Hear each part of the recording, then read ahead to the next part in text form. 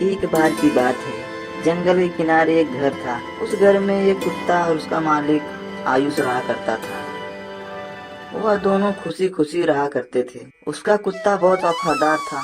वो अपने मालिक से बहुत प्यार करता था और आयुष को भी उससे बहुत लगाव था। आयुष उसे अपने बेटे की तरह मानता था। अरे मेरे बच्चे, तू ही तो मेरे जीने का सहारा है। तेरे अलावा मेरा कौन है। ऐसे कहते ही आयुष कुत्ते को गले से लगा लेता है। और कुछ दिनों बाद एक रात आयुष की तबीयत खराब हो जाती है, जिसके कारण वह बिस्तर से उठ नहीं पाता है। तो उसका कुत्ता उसे प्यार से चाटने लगता है और आयुष कुत्ते से बोलता है कि जंगल से जाकर जड़ी बूटियां लाए ताकि उसे मैं खाकर ठीक हो सकूं। और कुत्ता जंगल में चला जाता है जड़ी बूटी ढूंढने। ढूंढते ढूंढते उससे देर हो जाती है। ज्यादा रात होने के कारण अनेकों जानवरों की रोने की आवाज आती है। तभी कुत्ता जड़ी बूटी ढूंढकर अपने घर चला जाता है। घर आकर आयुष को जड़ी बूटी देता है, जिससे आयुष ठीक हो जाता है। दूसरे दिन आयुष अपने कुत्ते को अच्छा से अच्छा भोजन बनाकर खिलाता है, जिससे कुत्ता खुश हो जाता है। थोड़ी देर में शाम हो जाती है। देखते देखते रात हो जाती है। फिर अचानक कुत्ते को क्या हो जाता है कि वह नींद में ही चलने लगता है और चलते चलते वह जंगल में पहुंच जाता है। तो उसकी आंख खुलती है तो देखता है कि एक चुड़ैल उस पर काला जादू कर रही है और कुत्ते की बलि दे देती है और कुत्ता मर जाता है। कुत्ता मरने के बाद भूत बन जाता है और चुड़ैल कहती है, मेरी यह पूजा सफल हुई। अब मैं इस दुनिया पर पूरा राज करूंगी। हा हा हा।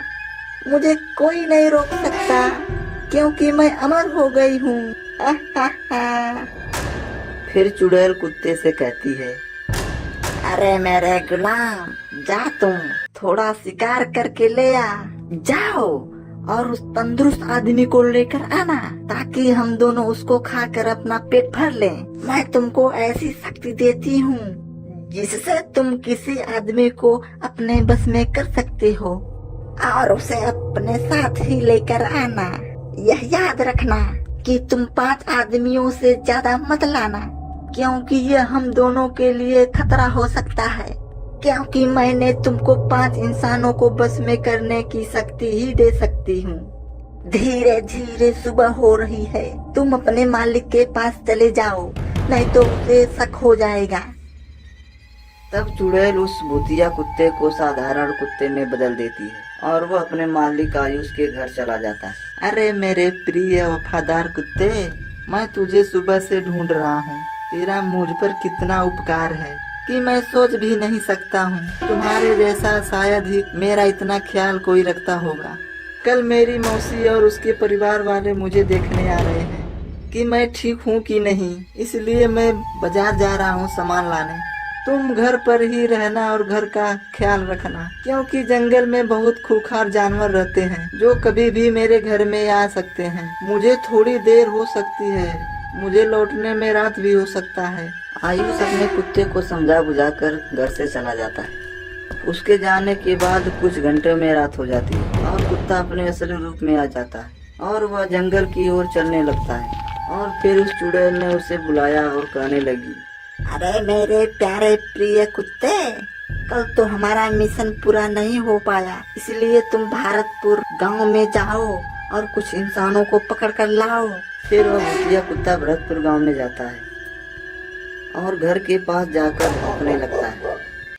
उसकी आवाज बहुत डरावनी हो गई थी, इसलिए उस घर में रहने वाला हरिराम और उनके परिवार बहुत डर जाते हैं। उनके परिवार में हरिराम और उसका एक बच्चा था।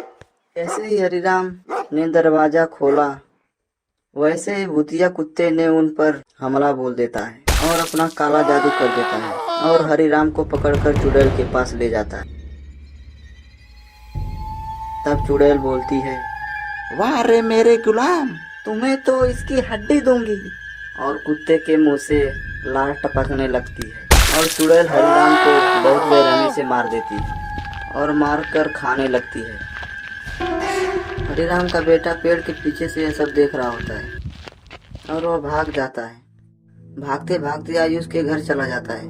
आयुष पूछता है कि अरे बेटे, तुम्हें क्या हुआ है? तुम क्यों रो रहे हो? और तुम्हारे मम्मी पापा कहाँ पर हैं? तुम अकेले कहाँ से आ रहे हो?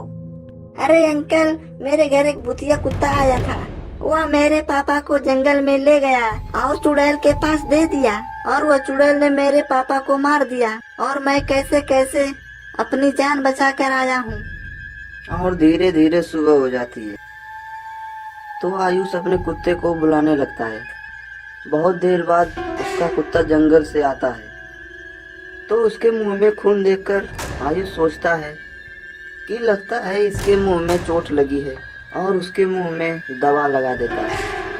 तभी आयुष की मौसी और उसके परिवार वाले आ जाते हैं। अरे मौसी, आप आ गई? अरे मेरे बच्चे, तू कैसा है? मैंने सुना है कि तुम्हारी तबीयत बहुत खराब है, इसलिए मैं तुम्हारे पास कुछ दिनों के लिए आ गई हूँ।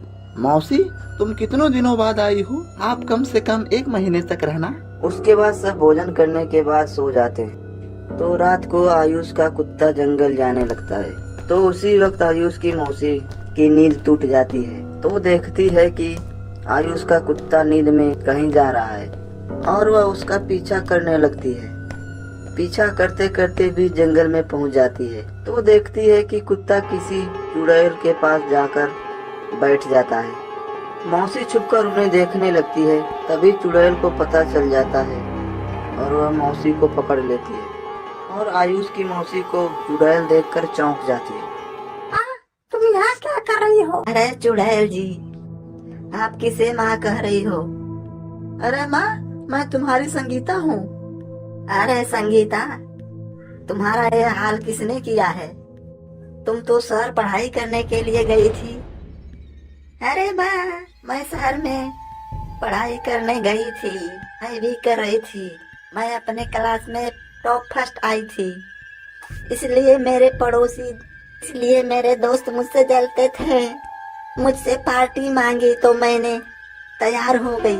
हम 3 दोस्त थे। मेरे दोनों दोस्त ने कहा कि दोस्त, हम भरतपुर गांव में जाएंगे, हमारा वही घर है, वहीं पर पार्टी करेंगे। और मैं तैयार हो गई। फिर मैं अपने दोनों दोस्तों के साथ भरतपुर गांव में जाने लगी। उस रास्ते में एक जंगल था। उस जंगल में जाते जाते एक खाई आ गई, और मेरे दोनों दोस्तों ने मुझे खाई में ढकेल दिया, और मैं इसी जंगल में मर गई, और मैं भूत बन गई। तब से मेरी आत्मा इसी जंगल में भटकती रहती है, और उन दोनों का इंतजार करती रहती हूँ। यह बात मौसी ने आयुष को जाकर बताती है। रात होते ही आयुष जंगल में जाता है और चुड़ैल बहन से कहता है, अरे मेरी प्यारी चुड़ैल बहन, तुम्हारा हाल यह किसने किया है?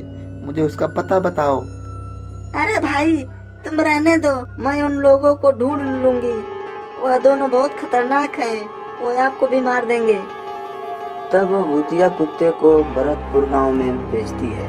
तब वो कुत्ता गांव में जाता है और अपनी डरावनी आवाज में भौंकने लगता है और उन दोनों को खोजने लगता है, लेकिन गांव में कोई नहीं होता है। तभी चुड़ैल को समझ आ जाता है कि वह दोनों शहर में हैं। तो चुड़ैल को समझ नहीं आता है कि वह क्या करे। तभी वहाँ पर आयुष आ जाता है और कहने लगता है, अरे बहन, मैंने कहा था ना कि मैं उन दोनों को लाऊंगा। अगली सुबह आयुष शहर को निकल जाता है, वहाँ पर पहुँच जाता है और उन दोनों से दोस्ती भी कर लेता है, और उन दोनों को बातों बातों में जाल में फंसा लेता है और उसी जंगल में लाता है। तभी जंगल में डरावनी आवाज गूंजने लगती है और अचानक से धुआं सामने आ जाता है, और चुड़ैल उन दोनों को दिखने लगती है, जिससे वह दोनों डरने लगते हैं। वह दोनों बोलते हैं, तुम कौन हो? तुम क्यों मेरे पीछे पड़ी हो? मुझे नहीं पहचान रहे हो? इतनी जल्दी भूल गए? तुम दोनों ने मुझे खाई में ढकेल दिया था। हा हा हा। अब तुमको कौन बचाएगा? हा हा हा। फिर चुड़ैल उन दोनों को बहुत बेरहमी से मार देती है और उसका बदला पूरा हो जाता है और वह गायब हो जाती है।